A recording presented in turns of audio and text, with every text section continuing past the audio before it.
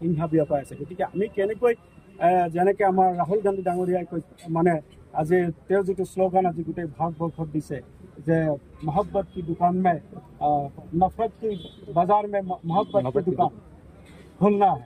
তো আমিও অসমত সেই এটাই শ্লোগান যে য'ত হিংসা বিয়পাইছে তাত আমাৰ গৌৰৱ গগৈ ডাঙৰীয়াৰ নেতৃত্বত আমি ভাতৃত্ববোধ আমি কেনেকৈ সমন্বয় গঢ়ি তুলিব পাৰোঁ, অসমত কেনেকৈ উন্নয়ন কৰিব পাৰোঁ। কংগ্ৰেছ দলে সদায় আপোনালোকে জানে যে উন্নতি বিচাৰে, অসমখন এটা প্ৰগতিশীল অসম বিচাৰে, উন্নয়নৰ অসম বিচাৰে। সকলো জাতি জনগোষ্ঠীক লৈ আমি কেনেকৈ আগবাঢ়ি যাব পাৰোঁ, অসমখন কেনেকৈ আমি ভাৰতবৰ্ষৰ ভিতৰত এটা উল্লেখযোগ্য ৰাজ্য হিচাপে গঢ়ি তুলিব পাৰোঁ, তাৰ কাৰণে আমাৰ গৌৰৱ গগৈ ডাঙৰীয়াই চিন্তা কৰে।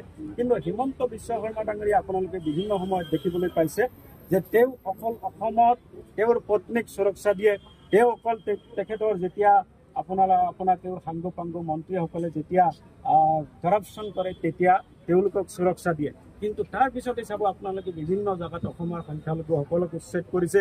ক'ৰবাত কাৰ্বি আংলঙৰ মাটি আদানী আম্বানীক দি দিছে। আজি বড়ো ভাইসকলৰ BTCত তেওঁলোকৰ মাটি আজি আদানী আম্বানীক দি দিছে। আজি আমাৰ টি গাৰ্ডেনসকলৰ কেনেকুৱা পৰিস্থিতি, অসমত টি গাৰ্ডেনসকলৰ কেনেকুৱা অৱস্থাত জীয়াই আছে।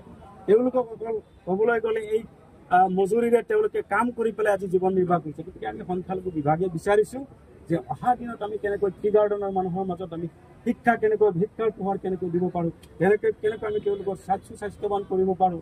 আমি সংখ্যালঘু বিচাৰিছোঁ যে আমি চহৰ অঞ্চলত কেনেকৈ কলেজ গঠন কৰিব পাৰোঁ, আমি চহৰ অঞ্চলত কেনেকৈ স্বাস্থ্য বিভাগ আমি উন্নয়ন কৰিব পাৰোঁ। অহা দিনত যেতিয়া আমাৰ চৰকাৰ হ'ব, আমাৰ 26ত যেতিয়া চৰকাৰ হ'ব, তাৰপিছত আমি চাব অসমৰ যি এই সকলো জাতি ধৰ্ম বৰ্ণ নিৰ্বিশেষে সকলো জাতি জনগোষ্ঠীৰে আমাৰ যিসকল ভাৰতীয় তেওঁলোকৰ আজি যি মাটিৰ পাত্তা নাই, তেওঁলোকক আমাৰ চৰকাৰে মাটিৰ পাত্তা দিব লাগিব। তাৰ কাৰণে আমি আজি ইয়াত সিদ্ধান্ত ল'ম। তাৰপিছত আজি NRCৰ সমস্যা আছে। গতিকে আমি অসমত সমস্যা আমাৰ কংগ্ৰেছ চৰকাৰ আহিলে আমাৰ সমস্যা নাথাকে। অসমত এখন উন্নয়নৰ চৰকাৰ হ'ব গৌৰৱ গগৈ ডাঙৰীয়াৰ নেতৃত্বত। আমি সেইটো বিচাৰিছোঁ। অসমত ধৰ্মৰ নামত ৰাজনীতিটো আমি বিচৰা নাই। আৰু হিমন্ত বিশ্ব শৰ্মা ডাঙৰীয়াকো মই সকীয়াই দিছোঁ যে আপুনিও ধৰ্মৰ নামত নহয়, অকল মিয়া ৰাজনীতি কৰি পেলাই নহয়, আপুনি অসমীয়া হিন্দু মুছলমান বড়ো কাছাৰী সকলো জাতি জনগোষ্ঠীৰ উন্নয়নৰ কাৰণে চিন্তা কৰক। যিমান আজি নৱপ্ৰজন্মই ড্ৰাগছৰ আসক্ত হৈছে সেইবিলাক কেনেকৈ নিৰাময় কৰিব পাৰে তাৰ কাৰণে চিন্তা কৰক।